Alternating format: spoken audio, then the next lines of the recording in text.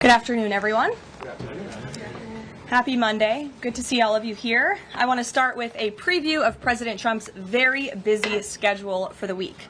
Later this afternoon, the president will be making a major announcement focused on the childhood autism epidemic, alongside his top health advisors who are working to make America healthy again.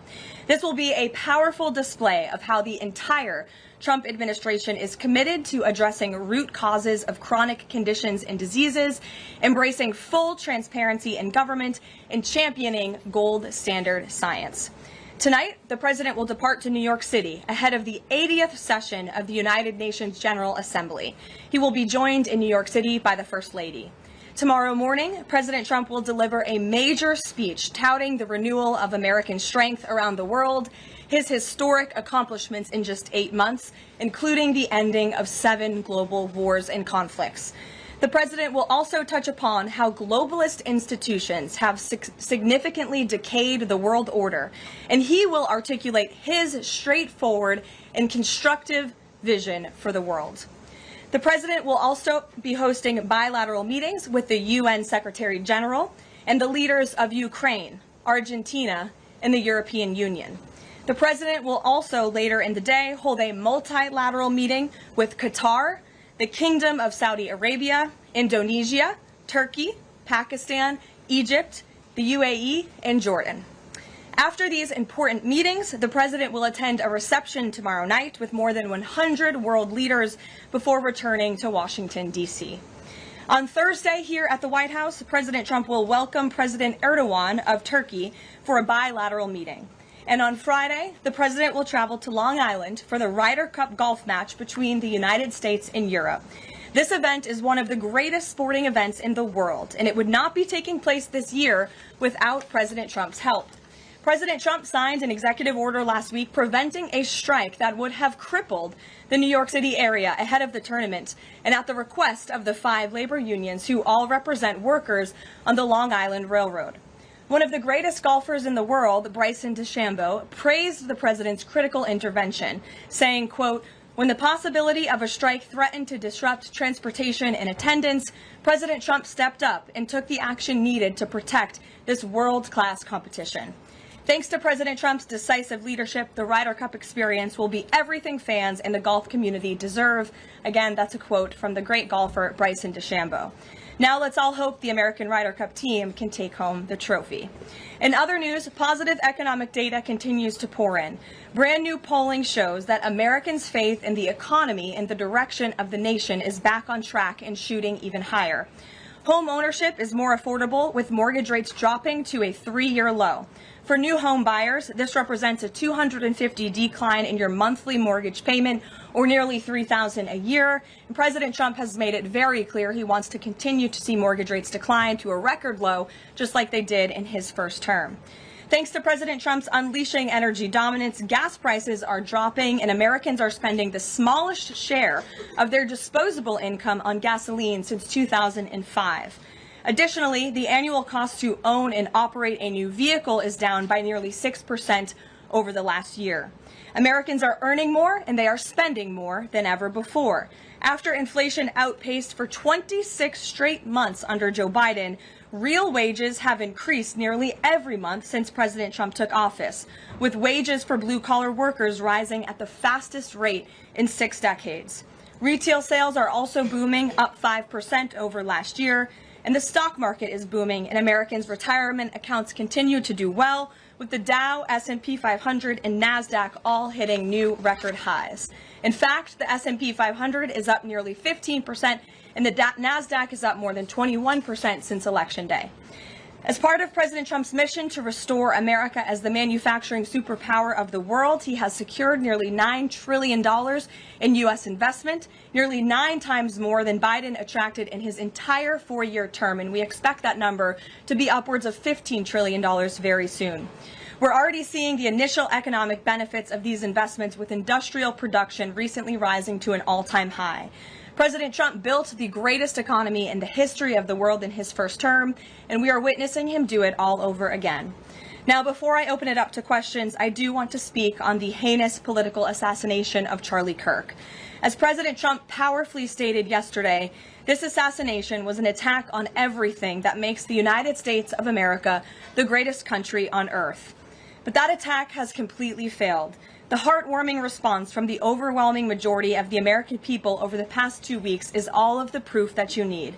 The assassin who took Charlie's life can destroy flesh and blood, but he can never destroy the values that Charlie stood for. All across the country, millions of Americans have prayed, hosted vigils, attended church services, became politically engaged for the first time, and honored the legacy of Charlie and the ideals he died speaking for.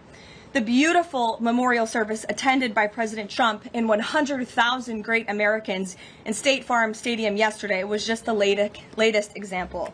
And Erica Kirk's mercy was one of the greatest acts of grace this world has ever seen. May God continue to watch over Erica and their beautiful children. Unfortunately, there have been some jarring exceptions to this unity.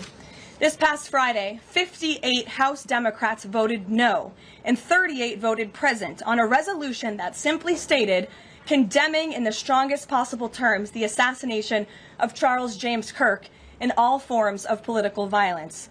There were no strings attached to this vote. This was a simple gesture of human decency to denounce political violence. I wish I could say that this was only a fringe group, but 96 votes is nearly half of the entire House Democrat caucus. And they didn't just vote against this basic resolution condemning political violence. A number of those same Democrats took to the House floor to smear Charlie Kirk's name. The man wasn't even buried yet, and Democrat members of Congress were denigrating his memory on the floor of the House of Representatives. This was truly a sad moment and a clear reflection of how radical the Democrat Party has become. Many Democrats in elective office have now been totally captured by a radical fringe of the far-left base who want to dehumanize every person they disagree with. We must continue to call this wickedness out. It's the only way that our nation can heal. For too long, past leaders have offered platitudes while political violence has been allowed to fester and harm innocent Americans. There has been coordinated campaigns dating back years, spearheaded by radical left-wing organizations centered on dehumanizing, intimidating, doxing, and even attacking Americans whom they disagree with. These groups have radicalized impressionable individuals to foment violence. An attempted transgender assassin traveled to Justice Brett Kavanaugh's family home with plans to end his life. An attempted assassin came within an inch of ending President Trump's life in Butler, Pennsylvania, and on the campaign trail, another attempted assassin tried to kill the president at his golf club in Florida. A left-wing assassin shot United Healthcare CEO Brian Thompson right in the back in the heart of New York City. ICE agents are facing a more than 1,000% increase in assaults for simply doing their jobs. Violent radical left-wing mobs engaged in illegal behavior, targeted Jewish Americans, and shut down America's college campuses under the previous administration. Left-wing mobs burned down Tesla dealerships out of, quote, protest of Elon Musk and his policies. In May, a left-wing activist shouting "Free Palestine" murdered 2 innocent Israeli embassy staffers outside of the D.C. Jewish Museum here in Washington.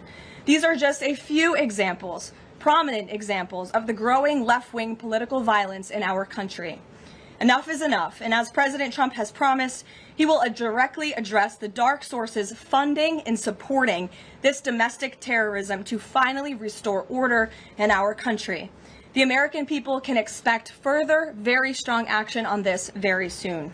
Everyone, Republican, Democrat, everyone in between, we all deserve to live in a country where we do not have to fear for our lives simply for stating what we believe in. With that, I will take your question. In today's new media seat, we have Monica Page, who is the White House correspondent for Turning Point USA's news organization, on the front lines. Monica, thank you for being here. We're so sorry for the loss of Charlie. I know you work for him, you were very close to him, and we appreciate your being in the new media seat and also your commitment to covering the White House. You are here every day, just like the rest of everyone in this room. So why don't you kick us off today? Thank you so much, Caroline. I don't think you realize how much it means to me to be here in this seat, especially on behalf of Turning Point USA and Frontlines. We greatly appreciate it. We also greatly appreciate the outpouring of support and just the really kind words that we heard yesterday at the memorial service. That means more to us been, I don't think anybody ever knows. And even the global support we're seeing for Charlie has been overwhelming, and it doesn't go unnoticed. So thank you so much. I have 3 questions, if I may, on the horrific murder of Charlie Kirk. Government and local officials said that Antifa inscriptions were engraved in these bullet casings that killed Charlie Kirk. It appears to be a trend, especially after what we saw in the Annunciation Church shooting, Catholic Church shooting. Additionally, Stephen Miller recently commented on the rise in this kind of violence, saying there is a domestic terrorist movement growing in this country. The president is designating Antifa as a domestic terrorist organization. I'm wondering, what is the approach to holding these people accountable, just to ensure that violence like this just is eradicated moving forward? Sure. Well, Antifa is going to be designated a domestic terrorist organization. The president intends to sign that executive order very soon, as soon as it's drafted, as soon as today, later this afternoon. And this is something the president campaigned on, because we have seen a rise in violence perpetuated by Antifa radical people across this country who subscribe to this group. And unfortunately, it's gone widely uncovered by many in the legacy media. It also went completely ignored by the previous administration. Not anymore. Not only, as you mentioned, were the bullet casings subscribed with Antifa mottos, if you will, in the heinous assassination of Charlie, but there have also been more examples than I could read off for you here in this briefing room today of violence from Antifa. I will just read a few. In July 2025, several members of an Antifa cell ambushed and opened fire on officers at an ICE facility in Alvarado, Texas, shooting one officer in the neck. Also in July 2025, 3 Antifa members were charged with assaulting a police officer during a violent riot outside an ICE facility in Portland, which for weeks prior had been under siege from the local Antifa terror cell. In February 2024, a transgender Antifa terrorist detonated an explosive device outside of the office of the Republican Attorney General of Alabama. In July 2023, Antifa members linked to abortionist group Jane's Revenge firebombed pro-life facilities and vandalized churches. In January 2022, a suspected Antifa member was arrested for bringing a pipe bomb to a pro-Trump event. In January 2021, an Antifa supporter threatened to shoot police officers and Trump supporters outside of the Florida State Capitol building. Again, I could continue to list many more examples for those in the room who don't believe this is a serious threat to American safety and our national security, but this administration knows that it is. That's why the president will be signing this order. And we will also be, most importantly, looking at who is funding Antifa and who is funding these other violent left-wing groups that we've seen perpetuate so much crime and mayhem across our country. Thank you. And Charlie Kirk died exercising his First Amendment right, willingly debating, conversing with everybody and anybody. That was what he did. So what message does this White House have now to all Americans who feel like they are too afraid to express their beliefs, their values, their morals in the wake of such horrific violence? I think the president has answered this, and I will leave it to his response, Monica, where he so beautifully said, we have to keep fighting. We have to keep speaking up. We have to keep speaking our mind. I know that's what Charlie would want us to do. And we have a right to free speech in this country. The president supports it. It is protected by our beautiful Constitution. And Americans should not cower in fear. They should rise up in courage to continue speaking the truth. And to end on a lighter note, Caroline, sure. I'd love to know what your favorite memory of Charlie is. Sure. Charlie was a great guy, and he was, of course, a very influential person in the conservative movement, in the MAGA movement. He was so helpful to the president during the campaign and to all of us who worked on that campaign, that historic campaign. I myself had many great memories going on Charlie's amazing podcast and his show. He was always willing to text people with words of encouragement. In fact, my last text exchange with him was the day before he died. And he was asking for my husband and I's address to send a children's book to our son. And I think that just speaks to the type of person that he was. And I know so many of us here at the White House are going to miss him very much. Thank you. Thank you. Gabe. Carolyn, thank you. Regarding the autism announcement, Sure.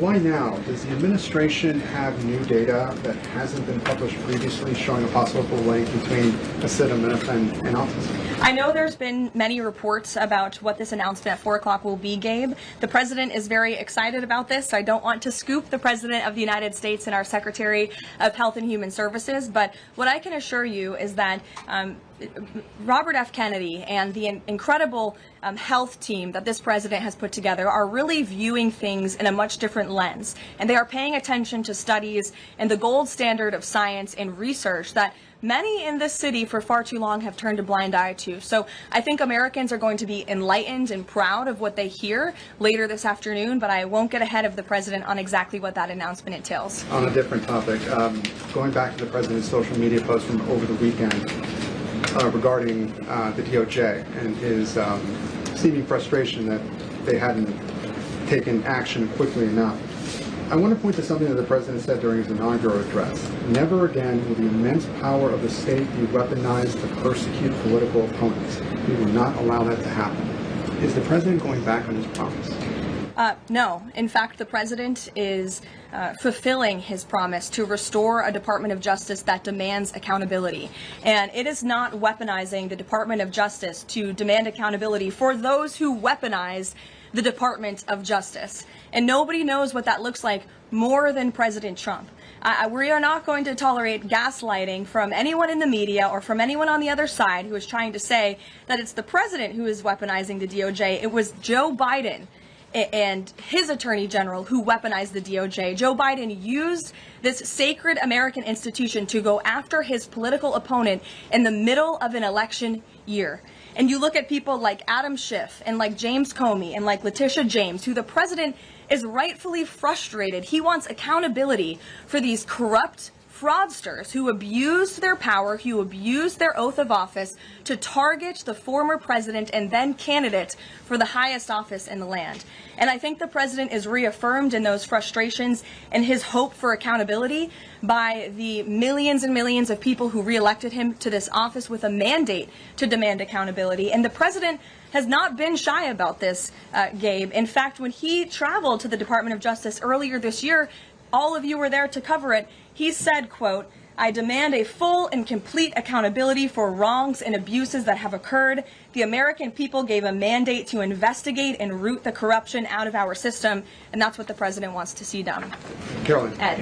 On the autism issue again, there are reams of scientific research that suggests there's no clear link between autism and acetaminophen usage.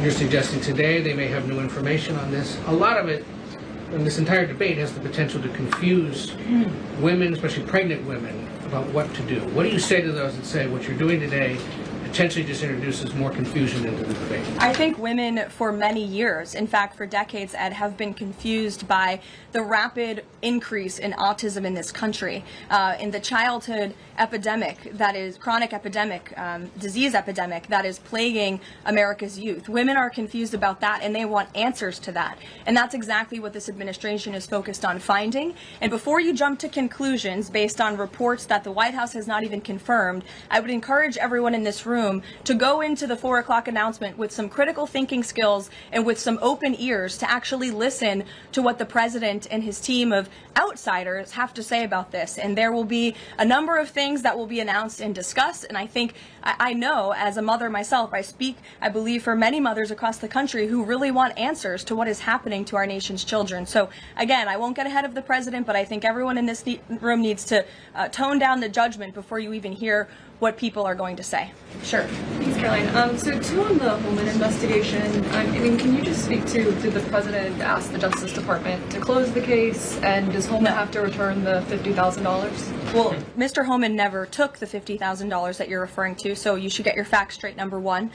Number two, this was another example of the weaponization of the Biden Department of Justice against one of President Trump's strongest and most vocal supporters in the midst of a presidential campaign. You had FBI agents going undercover to try and entrap one of the president's top allies and supporters, someone who they knew very well would be taking a government position months later. Mr. Holman did absolutely nothing wrong, and even the president's Department of Justice, even Kash Patel's FBI, looked into this just to make sure. They had a number of different prosecutors and FBI agents who looked into this. They found zero evidence of illegal activity or criminal wrongdoing.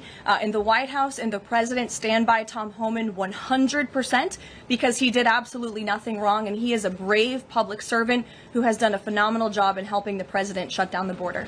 Mary. Thanks, Caroline. I have two questions on far-left violence. Sure. The first one, the president said yesterday that the bullet hit Charlie, but it was aimed at every one of us. Do you and your colleagues have a heightened sense of fear following this shooting and this far-left violence we're seeing across the country? I certainly think there's a heightened sense of awareness by conservatives across the country, by all of us here at the White House. Again, as I said to Monica, many of us were personal friends with Charlie and had involvement with Turning Point before we came in and served our government in this way. So certainly it's a very shocking incident, and I think, it's very unfortunate that those of us who work in this movement have to think about violence just for speaking our minds and for supporting President Trump. And as a follow-up on that, I asked the president last night on Air Force One about this pattern of transgender violence we're seeing. Charlie's killer lived with his boyfriend who identifies as transgender, and then we had the Annunciation shooting, the Covenant shooting, all of these incidents.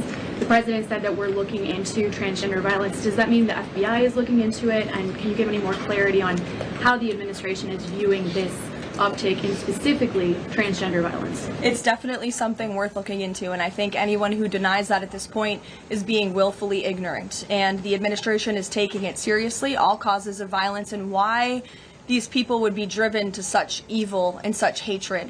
And there's probably many answers to that question, but the administration is really focused on all of them. For individual investigations and cases, of course, the FBI and the Department of Justice are leading those. But as for this overall violence and domestic terrorism that we're seeing, the White House and the president's policy team will be leading the charge, and that really begins with designating Antifa as a domestic terrorist organization. And I can assure you there will be additional actions to come. Sure, and I think. Thanks, Caroline. Liz Landers with PBS NewsHour. I just wanted to follow up quickly on something that the president had said yesterday. So we heard from Erica Kirk. She said she forgives the man who shot and killed her husband. And then right after that, we heard from the president who said, I hate my opponent and I don't want the best for them.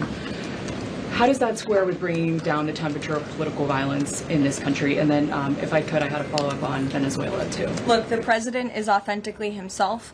I think that's why millions of Americans across the country love him and support him, including Erica Kirk, who you saw so beautifully was on stage with the president in an unthinkable moment, in the midst of an unthinkable tragedy, and was leaning on the president for support during that time. And he was there to give it to her, as well as the vice president and many other top-ranking cabinet officials. Kayla. Thanks, Caroline. On TikTok, the deal. How much is the deal? And if you can't give an exact number to how much the deal is, when can we expect to learn how much the deal is being valued at? And then separately, who are the members involved in the deal? Like, can you share any more details there? So I don't have a specific number for you, nor am I going to confirm the specific individuals and entities in the deal, Kayla, but I do have several details I'm happy to run through for all of you, and the president will be signing the deal, the official deal, later this week at some point. Under the terms of this deal, TikTok will be owned by a majority of American investors and controlled by a board of directors with extensive national security and cybersecurity credentials. In partnership with the U.S. government, Oracle will serve as TikTok's trusted security provider, and they will independently monitor the safety and data security of all U.S. user data on TikTok's platform. Americans' data will be stored securely in the United States without access from China. All U.S. user data will be stored on servers operated by Oracle in the United States, protected from surveillance or interference by foreign adversaries. And the algorithm, I know this is a question many of you have had, will be secured, retrained, and operated in the United States outside of ByteDance's control. And TikTok will remain globally interoperable, meaning TikTok users in the U.S. will be able to see videos posted by users in other countries and vice versa. While I don't have a number on the specific deal, we do expect that thanks to the president's leadership and the securement of this historic deal, businesses using TikTok will generate as much as $178 billion in economic activity within the U.S. over the next 4 years. So this is great news, not just for the millions of American youth who use TikTok. Their data will be safe and secure with this new deal. They'll continue to use this very fun app. But it's also great news for all of the small business owners who have really been able to make a living off of the use of TikTok as well. And if I could just get one more as it relates to China, on crop prices with farmers, as there's still no official trade deal with China, farmers are getting a little bit antsy navigating, prices being weak and not strong. How is the administration, thinking about farmers right now? Is there anything we can expect to see from the administration on,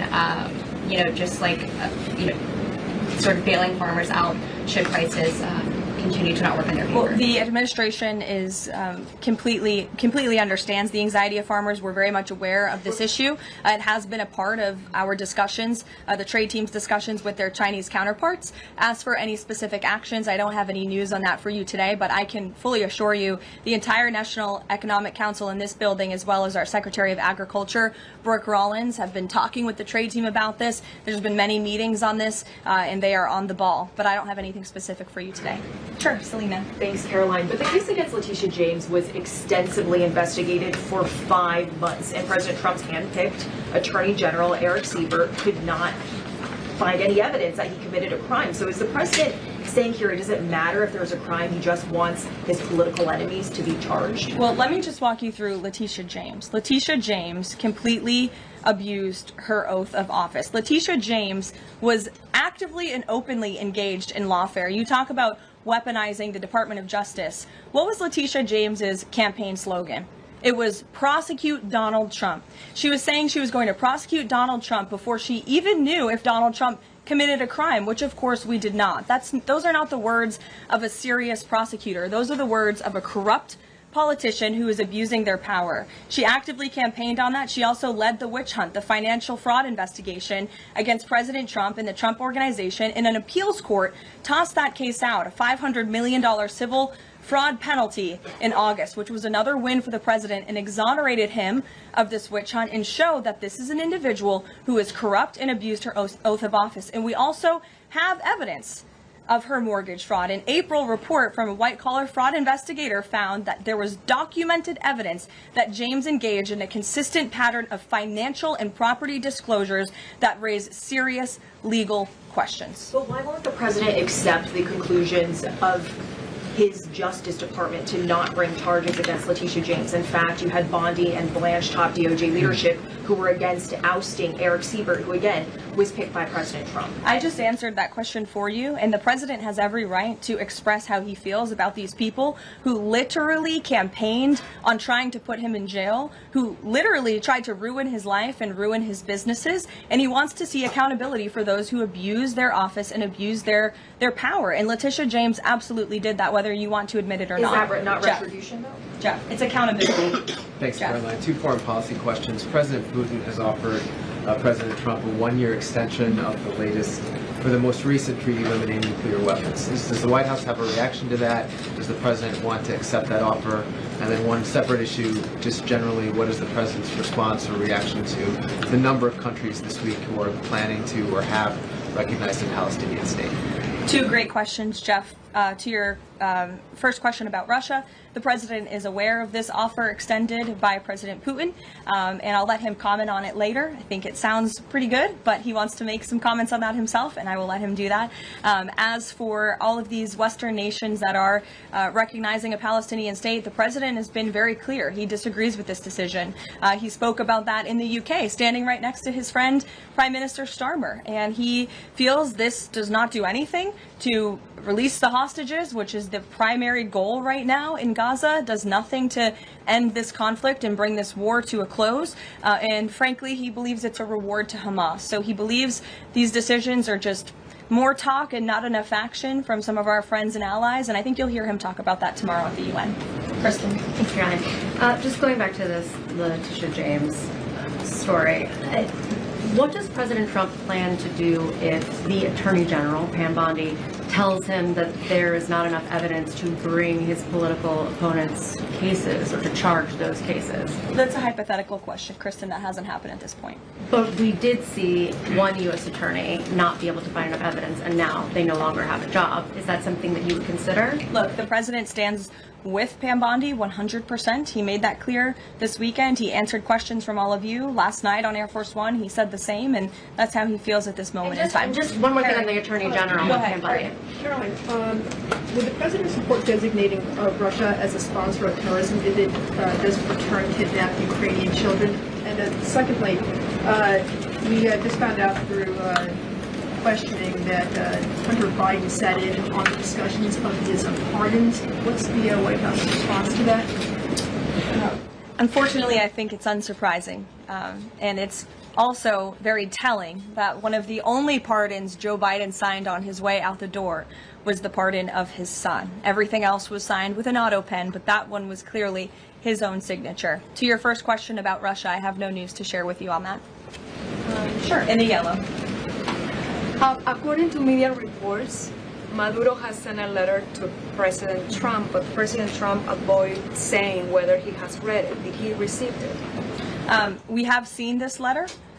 Frankly, I think there were a lot of lies that were repeated by Maduro in that letter, and the administration's position on Venezuela has not changed. We view the Maduro regime as illegitimate, and the president has clearly shown that he's willing to use any and all means necessary to stop the illegal trafficking of deadly drugs from the Venezuelan regime into the United States of America. Context of the letter? Gilbertson, go ahead. To you, and then go ahead. Sure. Thank you, Caroline. Whitline with Borderhawk News. The admin has openly discussed taking legal action against officials in sanctuary jurisdictions. Just this last weekend, we saw Mayor of Evanston, Daniel Bliss, rioting and protesting outside the ICE facility near Chicago. Are there plans to start arresting sanctuary mayors or governors going forwards? Unless they commit a crime, I don't see them being arrested. But if they are violating federal law, if they are violating state law, then of course they should be arrested by state and local law enforcement. If they're violating federal law, then they can expect the consequences of that behavior.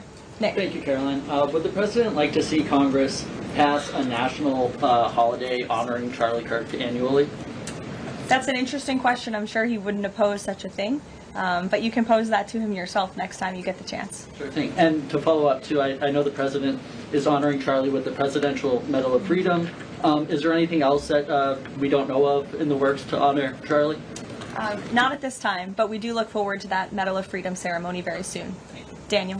Thanks, Caroline. This past Friday, Adam Schiff, Tim Kaine, they introduced a resolution on Capitol Hill aimed at stopping the successful kinetic strikes against narco-terrorists in the Caribbean Sea. What does a move like this, what type of message does it send to families, specifically families who have suffered at the hands of deadly narco drugs like these? I definitely think it sends the wrong message. We wish that Democrats would get on board with a very simple idea of ending drug trafficking and securing our homeland. And I saw a report this morning that the Dominican Republic actually helped us seize a boat that was on its way from Venezuela to the United States of America with lots of deadly drugs on board. And so if you actually hear from Caribbean nations in the region, they are thankful and grateful for the administration's efforts, and they're working alongside us to end this plague of drug trafficking through their seas. Sure, Karen. Over the weekend, Democratic leaders Chuck Schumer and Hakeem Jeffries sent a letter to the White House asking for a meeting with the president to talk about government funding. Has the White House responded to that letter, and will the president sit down with them to talk about this, given that deadline is now 8 days away? Discussions are ongoing with both Republican and Democratic members of Capitol Hill.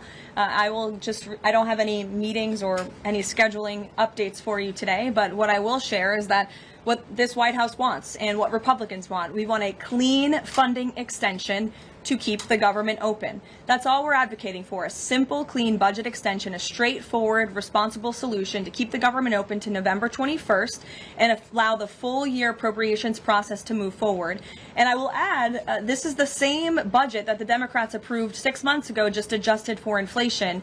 And unfortunately, all of a sudden now, they want to shut down the government. And if the government is shut down, it's only going to, it will be the fault of the Democrats, and it will only hurt the most vulnerable in our country, our seniors, our veterans, our military families, and increasing security for members of Congress, which is something this White House and the administration supports. And if you look back at the statements made by Chuck Schumer and Hakeem Jeffries in the past, they too have advocated against a shutdown and for keeping the government open.